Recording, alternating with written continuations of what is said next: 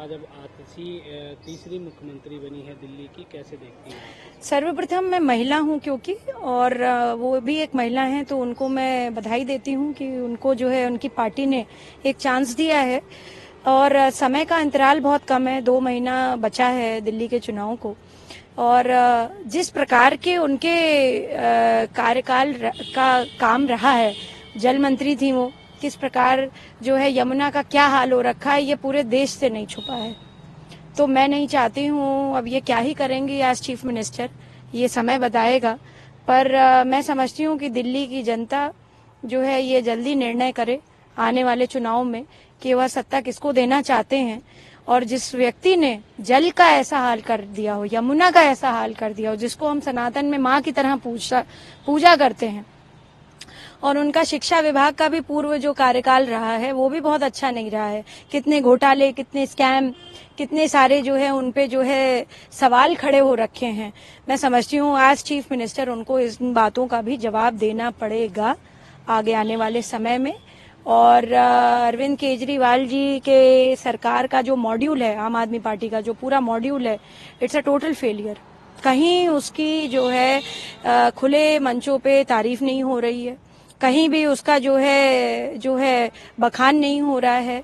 उधर दूसरी तरफ आप देखें, आदरणीय प्रधानमंत्री जी नरेंद्र मोदी जी का जो विकसित भारत का कॉन्सेप्ट है, जो उनकी विकासशील प्रगतिशील जो योजनाएं हैं केंद्र सरकार की, और जहां भी भारतीय जनता पार्टी की सरकारें चल रही हैं, हमारे उत्तर प्रदेश में देख लीजिए कितनी ज्यादा आवाम को, कितनी ज्यादा जनता को सुख सुविधाएं मौजूद हो रखी हैं।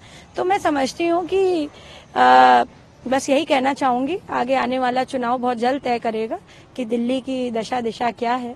और आतिशी जी को यही कहूंगी कि जो है अच्छा काम करें। वो 2 महीना मिला है, पिछली बार की तरह जैसे जल का उन्होंने हाल किया, यमुना का हाल किया, अगर उस तरह से दिल्ली का हाल हो गया तो फिर जो है मुझे लगता है लोगों को जो है भारतीय जनता पार्टी को कमान सौंपनी पड़ेगी। मैम, क्या लगता है जिस तरह से दिल्ली, देखिए ऐसा कोई फिक्स नहीं होता है कि कोई महिलाओं का मुख्यमंत्री बन जाए तो महिला अपराध पर एक रोक लग जाए।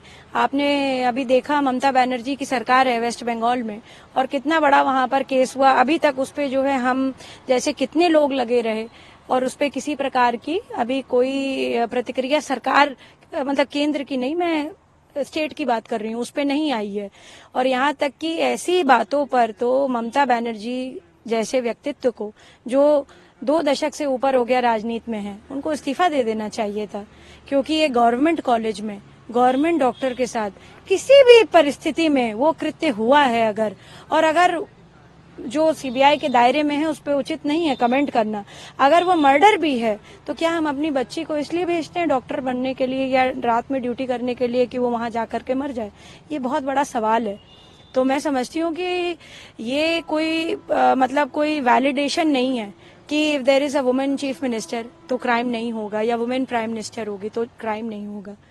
और जो है ये एक बहुत बड़ा डिबेट का विषय है। पर जहां तक इनका सवाल है, देखिए 2 महीने में क्या करती हैं। मुझे तो अपेक्षा नहीं है कि बहुत अच्छा काम करेंगे, क्योंकि जो 2 विभाग इनके पास पिछले थे उसका जो है कोई निकाले चिट्ठा तो जो है काले कारनामों से भरा हुआ है।